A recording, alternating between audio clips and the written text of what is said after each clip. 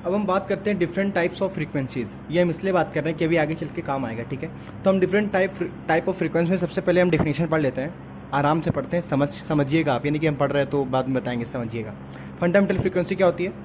Minimum possible frequency of sound produced by a source is known as fundamental frequency. Overtone frequency, frequency higher than the fundamental frequency is known as overtone frequency.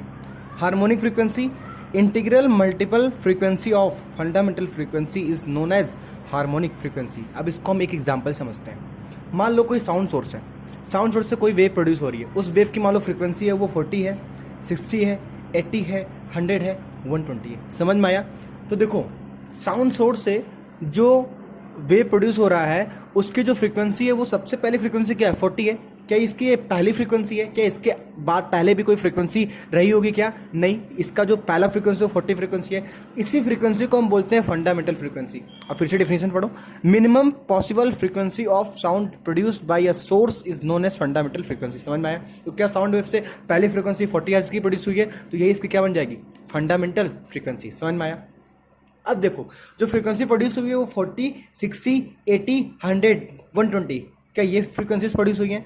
तो जो frequency fundamental frequency के बाद आती है उनको हम overtone बोलते हैं। देखो 40 के बाद क्या है? 60 आई है, तुम 60 को क्या बोलेंगे? ओवरटोन। क्या ये पहली बार 40 के बाद आई है तो किसको बोलेंगे? First overtone. इसके बाद वाले को सेकंड ओवरटोन, इसके बाद वाले को थर्ड ओवरटोन, इसके बाद वाले को फोर्थ ओवरटोन। तो ओवरटोन का तो डेफिनेशन क्या है? Frequency higher than the frequency fundamental frequency is known as overtone. तो क्या फंडामेंटल फ्रीक्वेंसी है, इसके बाद ही सभी फ्रीक्वेंसी को क्या हम ओवरटोन बोल सकते हैं? तो इसके बाद जो पहली है उसको फर्स्ट, उसके बाद दूसरी को सेकंड, फिर तीसरी, फिर चौथी को फोर्थ ओवरटोन। समझ में आया? अब यहाँ पे जीरो ओवरटोन की बात नहीं की है, तो इसको जब फर्स्ट बोले तो क्या हम फंडामेंटल फ्रीक्वेंसी को जीरो ओवरटोन बोल सकते हैं? तो देखो हमने यहाँ पे लिखा है जीरो ओवरटोन। समझ में आ गया? अब देखो अगर ये 40 हर्ट्ज है ना, तो देखो ये 60 है, ये 80 है, वो ये 100 है, 120 है। तो देखो 40 के मल्टीपल में कितने कितने हैं जरा देखिए तो। 40 2 से 180, 43 से 120। तो क्या 40, 80, 120, क्या 40 इंटू 1, 40 इंटू 2, 40 इंटू 3, क्या ये 40 के मल्टीपल में, मतलब जो फंडामेंटल फ्रीक्वेंसी है क्या उसके मल्टीपल पे है? तो देखो 40 को हम 1 से मल्टीप्लाई कर दे, 80 को हम लिखने के लिए क्या 40 इंटू 2 लिख सकते हैं, 120 को लिखने के लिए क्या 40 इंटू 3 लिख सकते हैं। तो इसको हम बोलेंगे फर्स्ट हार्मोनिक, इसको बोलेंगे सेकेंड हार्मोनिक, इसको बोलेंगे थर्ड हार्मोनिक। मतलब कि फंडामेंटल फ्रीक्वेंसी के जो मल्टीपल हैं उसी को हम क्या बोलेंगे? हार्मोनिक। तो देखो harmonic frequency, integral multiple frequency of fundamental frequency is known as harmonic frequency. तो देखो 40, 80, 120। तो देखो 40, इसको 40 इंटू 1 कर ले तो क्या फर्स्ट हार्मोनिक हो गया।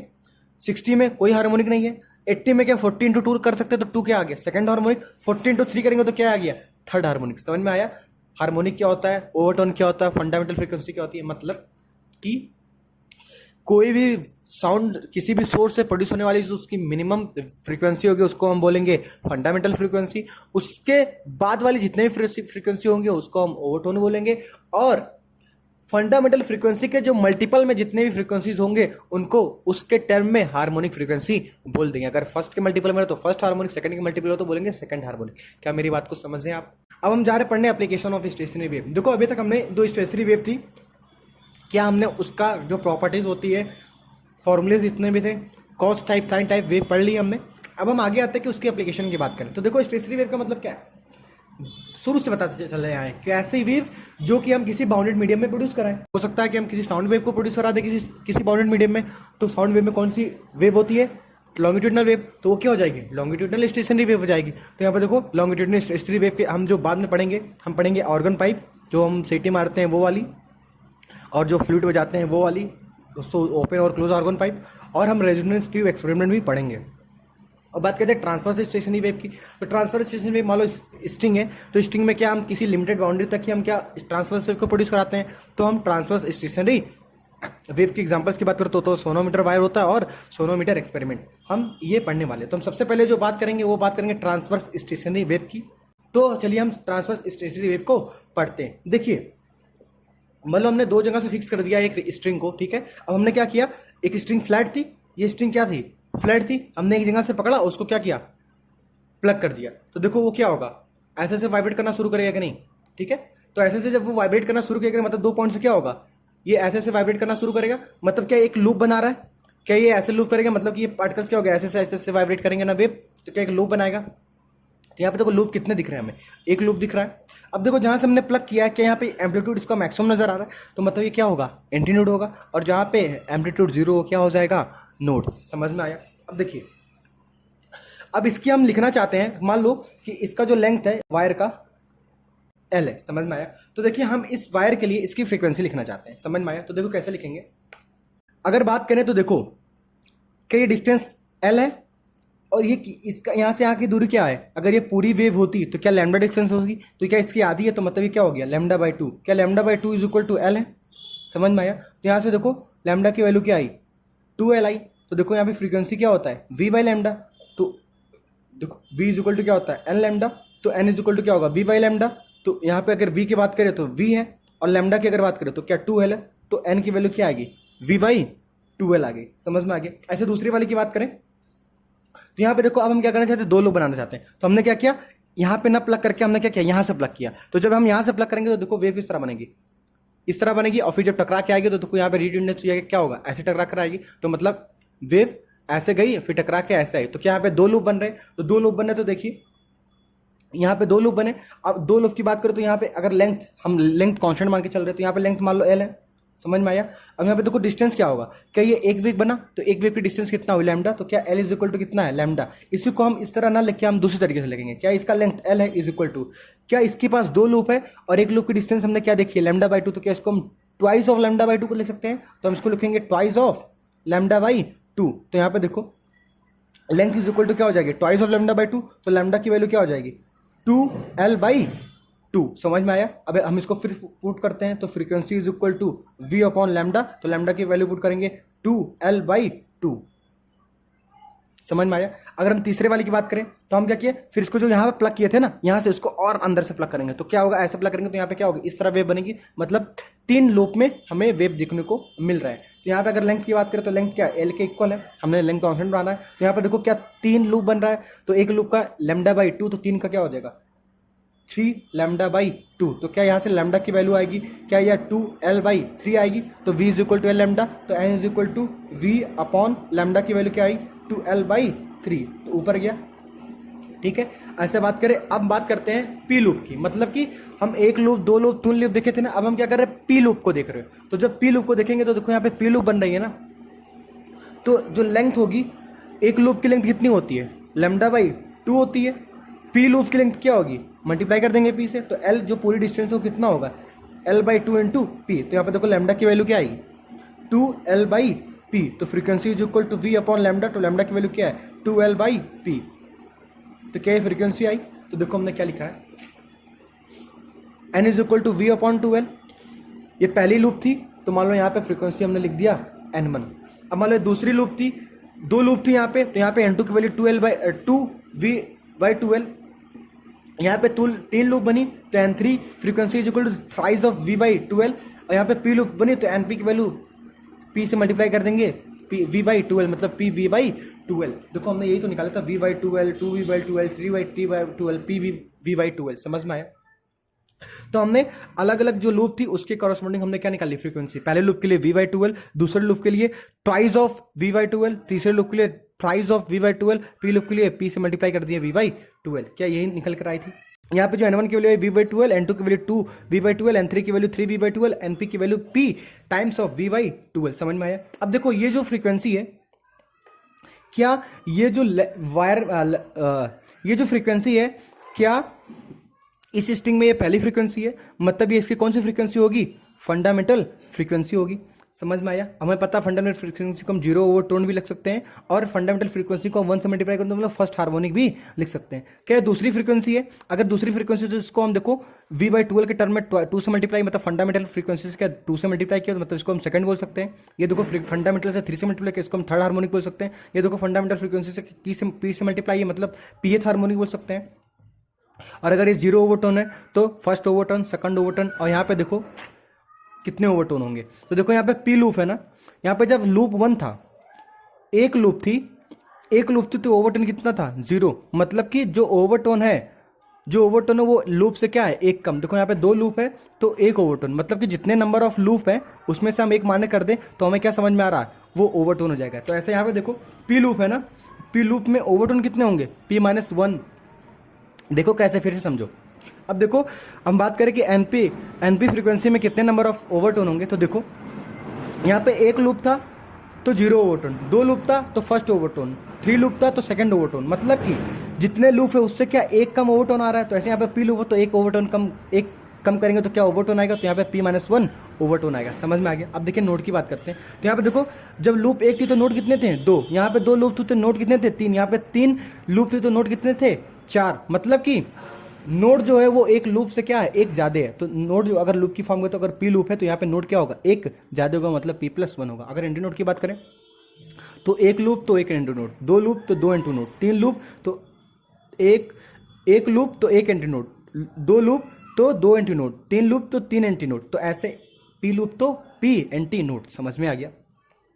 अब देखिए अगर फ्रीक्वेंसी की बात करें तो अगर पी लूप की फ्रीक्वेंसी की बात करें तो n p is equal to v by lambda p हो जाएगा, और लैम्डा पी हो जाएगा। और अगर बात करें तो हमने यहाँ से निकाला पी इंटू वी अपॉन 12 हो जाएगा कि नहीं, ठीक है। अब पी बाई 12 को बाहर लाए तो वी को हम क्या लिख सकते हैं, under root of T by mu. T क्या है, टेंशन इन द स्ट्रिंग, और म्यू क्या है, लीनियर मास डेंसिटी। समझ में आएगा। तो ये हो गया फॉर्मूला, जिसमें वी बाई 12 क्या है, फंडामेंटल फ्रीक्वेंसी। क्या बात को समझ में आ रही। तो देखिए यहाँ पर जो फ्रीक्वेंसीज आई है क्या 1 2 3 4 5 ऐसे मल्टीपल्स में आई है, मतलब जो फ्रीक्वेंसी का रेशियो है क्या 1 2 3 4 में है। तो मतलब कि जितने भी यहाँ पे फ्रीक्वेंसी है क्या, देखो first harmonic, second harmonic, third harmonic, fourth harmonic, fifth harmonic, ऐसे करके मतलब कि सभी हार्मोनिक के यहाँ पे फ्रीक्वेंसी प्रेजेंट है। तो all integral multiple harmonics are present. अब देखो एक लूप तो एक हार्मोनिक, 2 लूप तो सेकंड हार्मोनिक, 3 लूप तो थर्ड हार्मोनिक, तो पी लूप पीएथ हार्मोनिक। तो देखो पीएथ हार्मोनिक में कितने नंबर ऑफ लूप होंगे, पीएथ हार्मोनिक में कितने नंबर ऑफ लूप होंगे, पी लूप होंगे। और उस पीएथ हार्मोनिक में कितने एंटी नोड होंगे, तो जितने लूप उतने एंटी नोड, मतलब कि पी एंटी नोड होंगे, तो P number of anti node present होंगे, ठीक है। और बात करते हैं ओवरटोन की, तो हमें देखो यहाँ पे हमने बताया था कि एक लूप तो 0 ओवरटोन, 1 लूप तो एक लूप तो 0 ओवरटोन, 2 लूप तो 1 ओवरटोन, 3 लूप तो 2 ओवरटोन, मतलब कि जितने नंबर ऑफ लूप है उससे एक कम ओवरटोन है। तो अगर नंबर ऑफ लूप p है तो ओवरटोन कितने होंगे, -1 कर देंगे तो p-1 नंबर ऑफ ओवरटोन हो जाएंगे। नंबर ऑफ नोड की बात करें तो देखो एक लूप तो 2 एंटी नोड, 2 लूप तो 3 एंटी नोड, 3 लूप तो 4 एंटी नोड, मतलब कि नोड क्या है, जितने लूप है उससे एक ज़्यादा है। तो अगर मान लो p लूप है तो नोड कितने होंगे, p+1। देखो यहाँ पे आया ना। अब देखो हम इसको याद कैसे करेंगे, सिंपल है। सबसे पहले आपको याद एक ही चीज़ रखना होगा, फंडामेंटल फ्रीक्वेंसी जो आती है ट्रांसफर स्टेशनरी वेव में वो होती है v/12। समझ में आया। तो देखो फंडामेंटल फ्रीक्वेंसी कितनी आती है, v/12। अब देखो पहले वाले को आप याद रखिए, ई वाला फिगर आपको याद होना चाहिए। पहला लूप कैसे बन सकता है, 2 नोड होने चाहिए और बीच में क्या होगा, एक एंटी नोड। इससे सारे फॉर्मूला आप निकाल देखो कैसे है। यहाँ पे देखो फ्रीक्वेंसी क्या है, फंडामेंटल फ्रीक्वेंसी v/12, इसको आपको याद रखना। अब देखिए सारे फॉर्मूले कैसे लाते हैं। एक लूप की बात करें तो क्या यहाँ पे एक लूप है, एक लूप में कितने एंटी नोड, 2, मतलब कि जितने लूप है नोड एक ज्यादा है, मतलब p+1। एंटी नोड कितने हैं, एक। लूप कितना है, एक, मतलब कि जितने लूप है उतने ही एंटी नोड है, मतलब p इज इक्वल टू, अगर p लूप है तो p एंटी नोड में हो, तो मतलब number of anti node, p loop है तो p एंटी नोड है, मतलब नंबर ऑफ एंटी नोड कितने हो गए, p, ठीक है। अब देखिए बात करते हैं हार्मोनिक्स की। तो देखो एनी फंडामेंटल फ्रीक्वेंसी क्या है, v/12। अगर 2 लूप आएंगे तो उसको हम 2 से फंडामेंटल फ्रीक्वेंसी को मल्टीप्लाई करेंगे तो उसकी फ्रीक्वेंसी आएगी। अगर 3 लूप होंगे तो हम उसके फंडामेंटल फ्रीक्वेंसी को 3 से मल्टीप्लाई कर देंगे तो उसकी फ्रीक्वेंसी आ जाएगी। समझ में आएगी। इस तरह हम क्या कर सकते हैं, लूप को इस तरह हम क्या कर सकते हैं, नंबर ऑफ लूप देख के हम क्या पता कर सकते हैं, उसकी फ्रीक्वेंसी क्या होगी। ऐसे मान लो पी लूप दिया है तो हम उसके फंडामेंटल फ्रीक्वेंसी को क्या करेंगे, पी से मल्टीप्लाई कर देंगे। समझ में आया। तो देखो फॉर्मूला जो आएगा फंडामेंटल फ्रीक्वेंसी का, उसको हम क्या करेंगे, फंडामेंटल फ्रीक्वेंसी का जो फॉर्मूला आएगा v/12 आएगा उसको, तो फंडामेंटल फ्रीक्वेंसी जो होती है वो v/12 होती है, उसको हम p से मल्टीप्लाई कर देंगे तो क्या हो जाएगी, p लूप की फ्रीक्वेंसी। समझ में आ गया। अब देखिए प्लकिंग डिस्टेंस की बात करते हैं। देखो प्लकिंग डिस्टेंस क्या है, distance of first anti node from any and of the wire. देखो ये वायर है ना, तो यहाँ से देखो एक लूप पहला जो बना उसका एंटी नोड क्या यहाँ पे है, तो इस पॉइंट, इस जो ये जो डिस्टेंस है ना, इसको हम क्या बोलते हैं, प्लकिंग डिस्टेंस। मतलब कि किसी एक पॉइंट से डिस्टेंस जो होगी, मतलब कि किसी एक एंड से जो डिस्टेंस होगी पहली एंटी नोड की, उसको हम क्या बोलेंगे, प्लकिंग डिस्टेंस। तो देखो इसको हम x नाम दिए हैं, इसको हमने क्या नाम दिया, एक x नाम दिया है। तो देखो x कितना होगा, क्या ये लेंथ l है, लेंथ एल में कितने यहाँ पे लूप है, मान लो पी लूप है तो एल बाई पी हो गया, तो मतलब एल बाई पी हो गया। अब एक लूप में इसका भी आधा क्या है, एक्स है, तो मतलब जो एल बाई पी लूप है उसका भी डिवाइड कर देंगे 2, तो वो क्या आ जाएगा, डिस्टेंस आएगा किसी एंड से एंटी नोड की दूरी, जिसको हम क्या बोलेंगे, प्लकिंग डिस्टेंस। तो एक्स की वैल्यू क्या आई, टोटल लेंथ है सी एल थी, total length L C, P से डिवाइड किए तो नंबर ऑफ लूप आ गई, और लूप को भी हाफ से डिवाइड कर दिए तो मतलब क्या आ गई, एंटी नोड की डिस्टेंस आ गई किसी एंड वायर से, तो मतलब प्लकिंग डिस्टेंस क्या आ गया, एल अपॉन 2p। क्या फॉर्मूला रटने की जरूरत है क्या, नहीं। टचिंग पॉइंट या डिस्टेंस क्या होता है, distance of first node from an end of the wire. कैसे पता करेंगे, तो देखो इसमें पूरा डिस्टेंस क्या है, एल, इसमें नंबर ऑफ लूप कितने हैं, मान लो पी लूप है तो एल को पी से डिवाइड कर देंगे तो क्या आ जाएगा, पर लूप की डिस्टेंस आ गई, और पर लूप के डिस्टेंस को ही हम क्या बोल रहे हैं, देखो एक लूप खत्म हो रही तभी तो नोड आ रहा है, तो एक नोड की डिस्टेंस की अगर बात करें या एंड पॉइंट से एक नोड के डिस्टेंस की बात करें या जहां पे लूप खत्म हो रही है उसकी बात करें, बात तो एक ही है, तो इसको क्या लिखेंगे, एल बाई पी लिखेंगे, जो कि नोड की डिस्टेंस आ रही है। क्या इसको रटने की जरूरत है क्या, नहीं। देखो हम सोनोमीटर वायर की बात करते हैं। देखो सोनोमीटर वायर में क्या होता है, दो ब्रिज होते हैं जिससे अटैच होता है एक वायर, ये दूसरे एंड से अटैच होता है, और एक एंड जो अटैच होता है वो किसी मास से अटैच होता है, जो इसको क्या प्रोवाइड करता है, टेंशन। मान लो इसका टेंशन मान लो प्रोड्यूस हुआ टी किसी मास की वजह से, और इसका जो मान लो लीनियर मास डेंसिटी वो मान लो म्यू है, ठीक है। अब हम क्या करते हैं, एक ट्यूनिंग फोर्क लेते हैं, ट्यूनिंग फोर्क में वाइब्रेशन जनरेट करवाता है जिसकी फ्रीक्वेंसी मान लो एन है, मतलब एन फ्रीक्वेंसी से यहाँ से वेव प्रोड्यूस होती है। अब ये वेव प्रोड्यूस होगी तो क्या इससे भी टकराएगी, तो ये इसमें भी एनर्जी क्या होगा, ट्रांसफर होगा। अब जब ये ट्रांसफर होगा तो ये जो राइडर होता है ना, जो एम्पलीट्यूड मतलब कि ये देखता है कि जो राइडर होता है ना, ये राइडर क्या होगा, मूव करेगा। तो हम यहाँ पे इससे ऑब्जर्व करते हैं कि जो राइडर है वो कहाँ पे मैक्सिमम एम्पलीट्यूड शो कर रहा है, जहाँ पे वो मैक्सिमम एम्पलीट्यूड शो करेगा इसका मतलब क्या है, वहाँ पे ट्रांसफर जो होगी ट्यूनिंग फोर्स की जो एनर्जी ट्रांसफर होगी राइडर को क्या ज़्यादा होगी। इसका मतलब कि यहाँ पे जो एनर्जी ट्रांसफर हो रही है मैक्सिमम हो रही है, मतलब कि रेजोनेंस कंडीशन आ गया। रेजोनेंस कंडीशन मतलब कि रेजोनेंस कंडीशन आ गया। रेजोनेंस कंडीशन आने का मतलब क्या है कि यहाँ पे मैक्सिमम ट्रांसफर होगा एनर्जी को। तो एट रेजोनेंस कंडीशन क्या होगी, जो ट्यूनिंग फोर्क की फ्रीक्वेंसी होगी क्या वही फ्रीक्वेंसी इस राइडर को जाएगी, मतलब इस वायर की फ्रीक्वेंसी हो जाएगी। तो मान लो तो एट रेजोनेंस कंडीशन क्या होगी, जो ट्यूनिंग फोर्क की फ्रीक्वेंसी हो जाएगी वो किसके फ्रीक्वेंसी की इक्वल हो जाएगी, वायर की फ्रीक्वेंसी की इक्वल हो जाएगी। और हमें पता है वायर की जो फ्रीक्वेंसी होती है under root of which is equal to P upon 2 under root of T Y mu होती है, जो हम अभी पहले पढ़ के आए हैं। अब यहाँ पे देखो जब हम क्या करते हैं ना, नॉर्मली जो पी की वैल्यू है ना वो 1 लेते हैं, मतलब कि जब हम इसको यहाँ पे लाते हैं और जब इसको मूव कराते हैं तो जहाँ पे ये राइडर मैक्सिमम एम्पलीट्यूड शो करता है तो वहाँ पे हम समझ जाते हैं कि मैक्सिमम एनर्जी का ट्रांसफर हो, तभी राइडर जो मैक्सिमम एम्पलीट्यूड शो कर रहा है। तो यहीं पर हम रेजोनेंस कंडीशन को देख लेते हैं। तो नॉर्मली पहले ही लूप पे हम क्या देख लेते हैं कि इसकी रेजोनेंस कंडीशन क्या है। तो यहाँ पे पी की नॉर्मली हम 1 लेते हैं, लेकिन मान लो 2-3 कभी भी हो सकता है, हम आगे भी बढ़ा के दे सकते हैं, लेकिन नॉर्मली जो होती है लूप की वैल्यू होती है वो 1 होती है, ठीक है। तो यहाँ पे पी की जगह 1 पुट कर देंगे तो जो फ्रीक्वेंसी आएगी ट्यूनिंग फोर्क की वो आएगी 1/12 under root of T Y mu. तो अब हमें पता है जो ट्यूनिंग फोर्क की फ्रीक्वेंसी आएगी वो आएगी 1/12 under root of T Y mu. तो देखो फ्रीक्वेंसी क्या क्या हो सकती है, अगर यहाँ पे मान लो पी लूप जनरेट हो रहे होंगे तो p/12 which is under which, जो मान लो यहाँ पे पी लूप जनरेट हो रहे होंगे, यहाँ पे मान लो पी लूप जनरेट हो रहे होंगे तो जो फ्रीक्वेंसी आएगी पी लूप की वो आएगी p/12 under root T Y mu. अब यहाँ पे म्यू की वैल्यू ए इंटू रो रख सकते हैं और पाई आर स्क्वायर इंटू रो भी रख सकते हैं, जो कि हम पहले बता चुके हैं। तो यहाँ पे फ्रीक्वेंसी क्या आई, directly proportional to under root of T आई। तो delta N by N into 100 is equal to binomial extension लगा के 1/2 into delta T by T into 100 रख सकते हैं, जो कि लेस देन 5% के लिए, जो कि लेस देन 5% के लिए क्या है, वैलिड है। और यहाँ पे देखो फ्रीक्वेंसी जो inversely proportional to delta rho आ रही है, inversely proportional to delta mu आ रही है, और inversely proportional to delta L आ रही। समझ में आया। यहाँ पे एक टर्म यूज करता है यूनिसन, यूनिसन मतलब सेम या इक्वल। समझ में आया, ये भी क्वेश्चन में बहुत बार यूज होता है तो हम यहाँ पे लिख दिए हैं, हम नहीं चाहते कोई चीज छूटे। समझ में आया। जो अब हम बात करते हैं लॉन्गिट्यूडनल स्टेशनरी वेव की। लॉन्गिट्यूडनल स्टेशनरी वेव क्या, वही कि कोई वेव है बाउंडेड मीडियम में, हम उसको प्रोपेगेट करा रहे हैं और लॉन्गिट्यूडनली वो जो वेव है वो लॉन्गिट्यूडनल है, मतलब कि वाइब्रेशंस क्या है, along the direction of wave है। और उसका जो एग्जांपल्स हम देखते हैं वो होते हैं ऑर्गन पाइप्स। देखो ऑर्गन पाइप्स 2 होते हैं, एक होता है क्लोज ऑर्गन पाइप, एक होता है ओपन ऑर्गन पाइप। देखो एक होता है ना ऐसा जो होता है, हम यहाँ पे फूक मारते हैं तो सीढ़ी बसती है, ये बंद होता है, तो इसी को हम लोग बोलते हैं क्लोज ऑर्गन पाइप। तो क्लोज ऑर्गन पाइप क्या होता है, एक तरफ से खुला हो और एक तरफ से क्या हो, बंद हो, उसे बोलेंगे क्लोज ऑर्गन पाइप, जिसका नाम एग्जाम्पल क्या होता है, व्हीसल। आप व्हीसल जाते हैं जो सीटी मारते हैं। अब बात करते हैं ओपन ऑर्गन पाइप की। तो ओपन ऑर्गन पाइप क्या होता है, जो कि दोनों तरफ से क्या होता है, खुला होता है। जैसे कि हम बात करें फ्लूइड, तो फ्लूइड जो होती है ना तो वो क्या होती है, एक ओपन ऑर्गन पाइप होती है, ठीक है। देखो ऑर्गन पाइप क्या होता है, they are used to produce sound from air, ठीक है। तो ऑर्गन पाइप दो हो गया, एक हो गया क्लोज ऑर्गन पाइप, एक हो गया ओपन ऑर्गन पाइप। अब देखो यहाँ पे एक बात और है कि मान लो कि यहाँ पे हमने क्या किया, कोई साउंड प्रोड्यूस किया तो ये वाइब्रेट होकर अंदर जाएगी। तो जब ये अंदर जाएगी तो मान लो यहाँ पे क्लोज हिंड है, क्लोज ऑर्गन पाइप तो क्लोज हिंड है, तो यहाँ पे क्या होगा, यहाँ से पार्ट टकराएगा और फिर क्या हो जाएगा, वापस हो जाएगा। तो यहाँ पे क्या फॉर्म होगा, नोट फॉर्म होगा। और यहाँ पे एक बात और याद रखने वाली बात है कि लॉन्गिट्यूडनल वेव में क्या होता है कि जब कोई वेव आती है जो टकरा के जाती है तो वो सेम फेज में जाती है। मतलब कि अगर कंप्रेशन के फॉर्म में आई है तो कंप्रेशन के फॉर्म में जाएगी, और रेयरफेक्शन के फॉर्म में आई तो रेयरफेक्शन के फॉर्म में जाएगी। ऐसा नहीं ट्रांसफर वेव की तरह, ठीक है।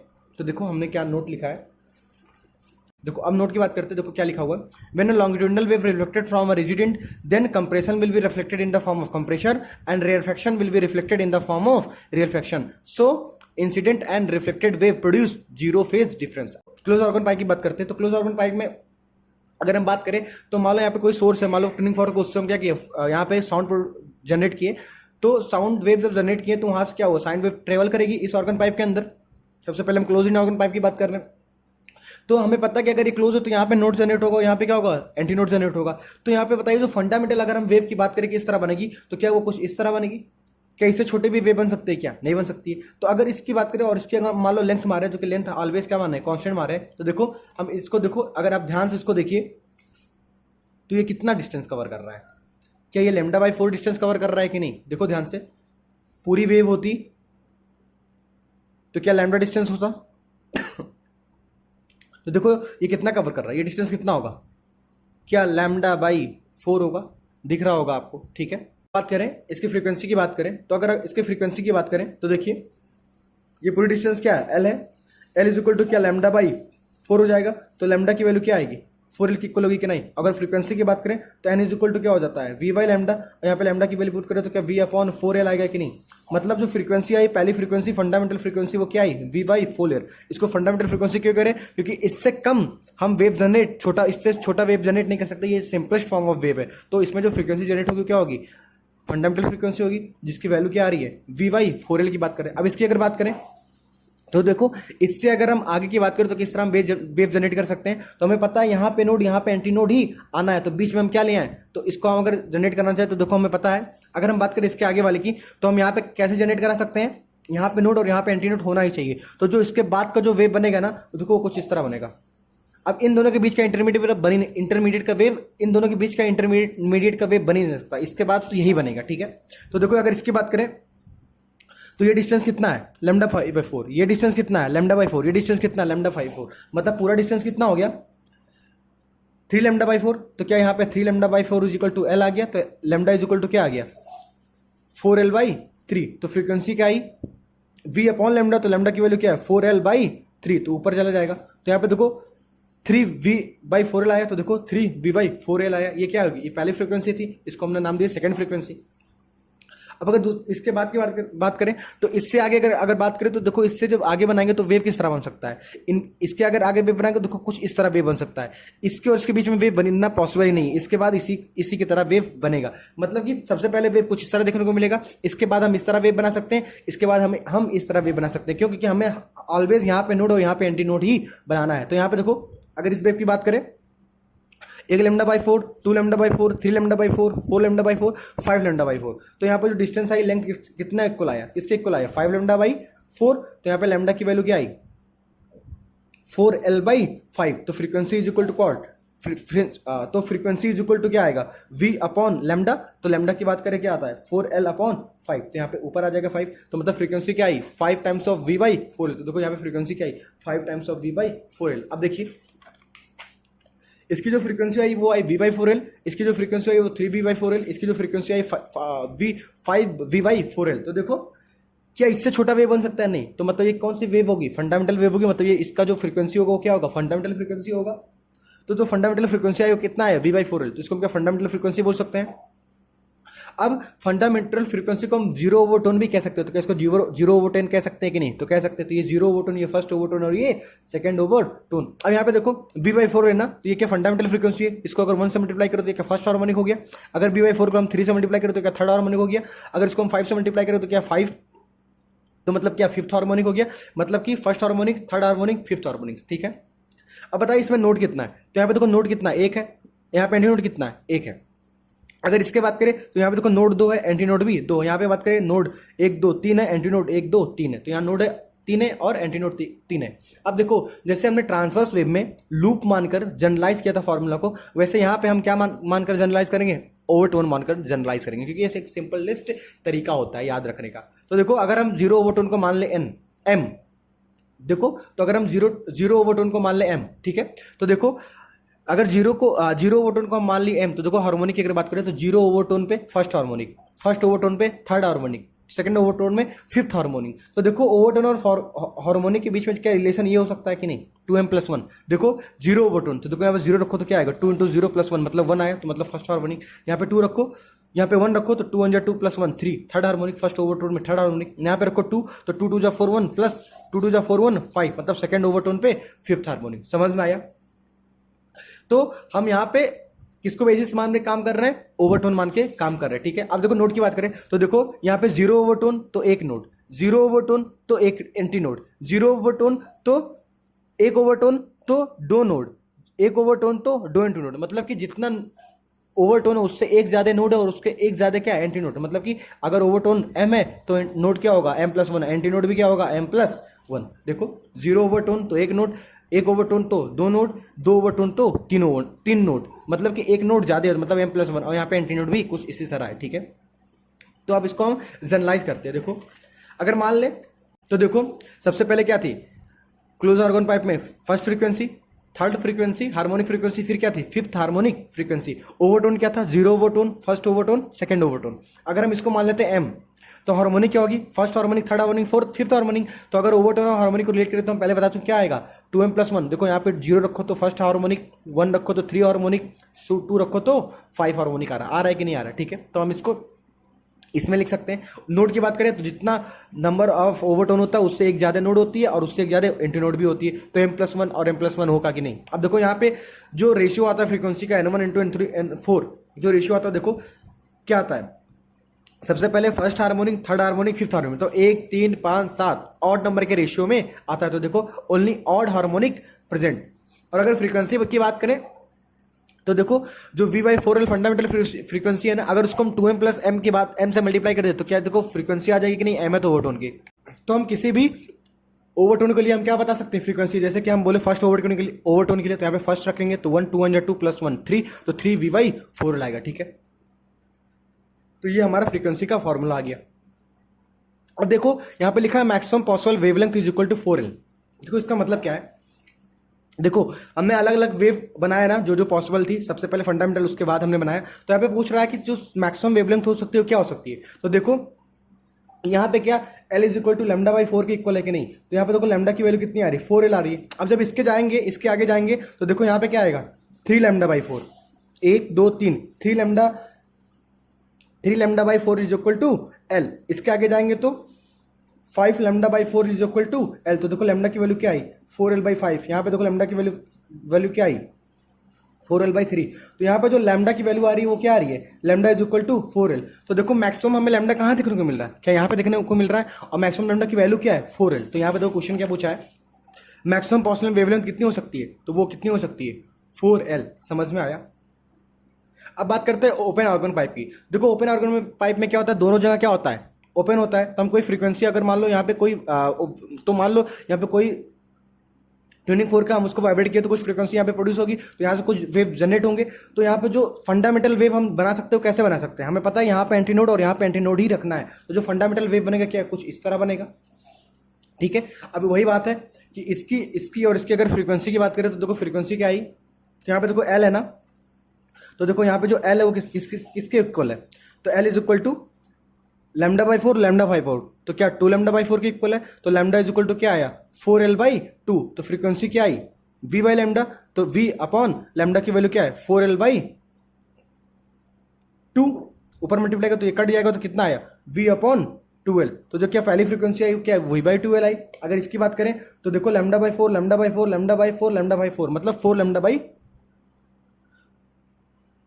मतलब 4, 1 λ/4, 2 λ/4, 3 λ/4, 4 λ/4। तो क्या ये 4 λ, तो देखो क्या आई, 4 λ/4 आई। और 4 λ/4 = क्या है, L है, तो लैम्डा = क्या है, 4L/4। अब देखो फ्रीक्वेंसी करें तो फ्रीक्वेंसी = V/λ, तो लैम्डा की वैल्यू क्या है, 4L/4। तो ऊपर जाएगा तो क्या 4 से मल्टीप्लाई हो जाएगा, इसको 2 से काट दो तो ये 2 ज़ा 4, ये भी 2 से कट गया, तो यहाँ पे देखो V/12 इंटू 2 आ गया कि नहीं, मतलब ट्वाइस ऑफ V/12 क्या हम इसको लिख सकते हैं कि नहीं, लिख सकते हैं। ऐसे इसकी बात करेंगे तो यहाँ पे जो आएगा वो आएगा 3 टाइम्स ऑफ V/12, तो यहाँ पे जो फ्रीक्वेंसी आएगी वो क्या आएगी 3 टाइम्स ऑफ V/12। तो देखो हम इसकी बात करें तो क्या ये सबसे सिंपलेस्ट वेव था जो हम बना सकते थे ओपन ऑर्गन पाइप में, तो ये क्या होगी फंडामेंटल फ्रीक्वेंसी होगी कि नहीं, ये जो V/12 आएगी ये क्या आएगी फंडामेंटल फ्रीक्वेंसी। अब देखो इसमें 2 से मल्टीप्लाई किया है फंडामेंटल फ्रीक्वेंसी को, तो क्या इसको हम सेकंड हार्मोनिक बोलेंगे। यहाँ पे देखो 3 से मल्टीप्लाई किया है तो क्या हम इसको थर्ड हार्मोनिक बोलेंगे, और यहाँ पे देखो फर्स्ट से मल्टीप्लाई हम कर सकते हो तो इसको क्या बोलेंगे फर्स्ट हार्मोनिक। और फर्स्ट हार्मोनिक को क्या हम जीरो ओवरटोन कह सकते हैं, इसके अवल को फर्स्ट ओवरटोन, इसके आगे को सेकंड ओवरटोन कह सकते हैं कि नहीं, ठीक है। अब देखो यहाँ पे बात करें तो देखो जब सबसे सिंपलेस्ट वाला है इसमें देखो एक नोड है, जीरो ओवरटोन में एक नोड, फर्स्ट ओवरटोन में देखो कितना नोड है, एक नोड, दो नोड, सेकंड ओवरटोन में 1 2 3 नोड, मतलब कि जितने ओवरटोन है उससे एक ज्यादा क्या है नोड है। समझ में आया। तो मतलब अगर हम ओवरटोन के रिस्पेक्ट में बात करें तो अगर ओवरटोन को मान लो m माने तो जो नोड होंगे वो क्या होंगे m+1 होंगे। अब देखो ओवरटोन अगर जीरो तो एंटी नोड कितने हैं, एंटी नोड कितने हैं 2। यहाँ पे देखो ओवरटोन अगर 1 है तो एंटी नोड कितने हैं 3। यहाँ पे देखो ओवरटोन अगर 2 है तो एंटी नोड कितने हैं 4।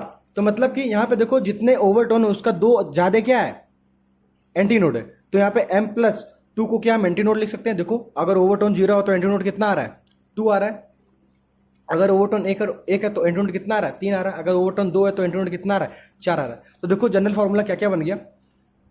अगर बात करें ओपन ऑर्गन पाइप की first frequency, second frequency, third harmonic frequency की अगर बात करें तो अगर zero overtone, first overtone, second overtone है तो हम ओवरटोन को अगर m माने तो देखो हार्मोनिक क्या आएगा m+1 आएगा। देखो कैसे, और हम तो हार्मोनिक को नहीं बताएं। देखो हार्मोनिक को कैसे आएगा, देखो जीरो ओवरटोन है तो क्या फर्स्ट हार्मोनिक है, फर्स्ट ओवरटोन है तो क्या सेकंड हार्मोनिक है, सेकंड ओवरटोन है तो क्या थर्ड हार्मोनिक है, मतलब कि जितना ओवरटोन है उससे एक ज्यादा क्या है हार्मोनिक। तो क्या हम m+1 लिख सकते हैं। तो देखो हार्मोनिक क्या आएगा m+1 आएगा। नंबर ऑफ नोड, तो देखो नोड हम बता चुके हैं m+1 आएगा, और एंटी नोड क्या आएगा m+2 आएगा, ठीक है। अगर तो यहाँ पे एक बात देखिए, जो फ्रीक्वेंसी का रेशियो है कंसेक्यूटिव वो क्या है 1:2:3:4 है, मतलब यहाँ पे सभी तरीके के हार्मोनिक्स क्या है प्रेजेंट है। और अगर हम mth ओवरटोन के लिए फ्रीक्वेंसी की बात करें तो वो क्या होगा m+1 इंटू V/12 होगा। अब देखो अगर पूछा जाए जीरो ओवरटोन के लिए तो जीरो हो जाएगा, तो V/12, फर्स्ट ओवरटोन के लिए तो 2V/12। तो क्या हम किसी भी ओवरटोन के लिए क्या फ्रीक्वेंसी निकाल सकते हैं कि नहीं, देखो इस फॉर्मूले से निकाल सकते हैं ना। तो यहाँ पे एक क्वेश्चन देखो और दिया है, मैक्सिमम पॉसिबल वेवलेंथ क्या होगा। तो यहाँ पे देखो जो सबसे सिंपलेस्ट जो हम वेव बना सकते थे क्या ये बना सकते थे। तो यहाँ पे देखो λ/4 λ/4 2 λ/4 क्या L के इक्वल है, तो लैम्डा की वैल्यू क्या आएगी ये कट जाएगा, तो क्या लैम्डा की वैल्यू 2L आई कि नहीं। तो मतलब जो यहाँ पे मैक्सिमम पॉसिबल जो लैम्डा वो क्या हो सकती है 2L हो सकती है, क्योंकि इसके अगर नीचे जाएंगे तो क्या होगा लैम्डा में कमी आएगी, ठीक है, क्योंकि सेम डिस्टेंस में हमें क्या करना है वेव को थोड़ा बढ़ाते चले जाना है, ठीक है। अब देखिए एंड करेक्शन क्या होता है।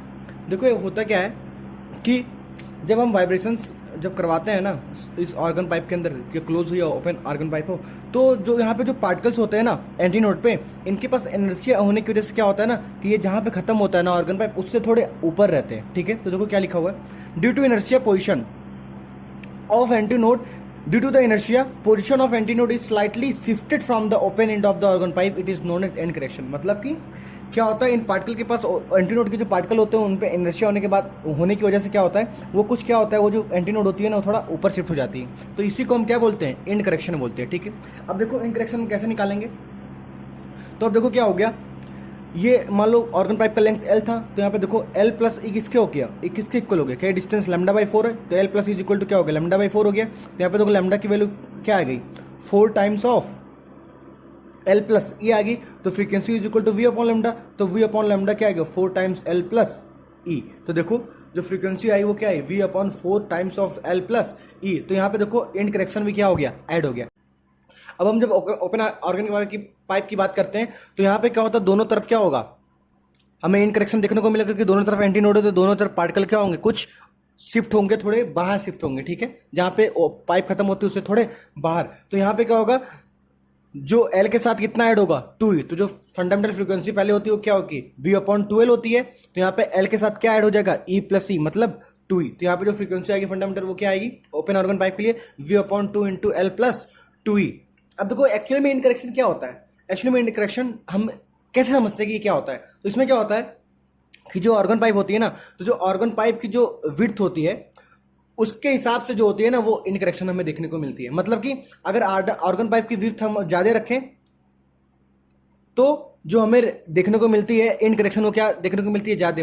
जो इनकरेक्शन होता है डायरेक्टली प्रोपोर्शनल टू क्या होता है, radius of the organ pipe होता है। तो E is equal to 0.6 R हमें देखने को मिलता है। मतलब कि अगर रेडियस, अगर बात करें किसी ऑर्गन पाइप का रेडियस दिया हुआ है तो हम उसको 0.6 से मल्टीप्लाई करेंगे तो हमें क्या समझ में आ जाएगा कि वहां की उस पाइप की इनकरेक्शन क्या है। अब हम कैसे पता करेंगे क्वेश्चंस में हमें इनकरेक्शन दिया है कि नहीं। तो अगर क्वेश्चंस में ऑर्गन पाइप की रेडियस की बात की तो कहीं ना कहीं हमें क्या पता करने की कोशिश करना चाहिए, इनकरेक्शन उसमें पता करने की कोशिश करनी चाहिए। मतलब कि अगर हमें क्वेश्चंस में रेडियस दिया है ऑर्गन पाइप का तो कहीं ना कहीं उसमें हम इनकरेक्शन को मान के सारे क्वेश्चन सॉल्व करेंगे। ठीक है।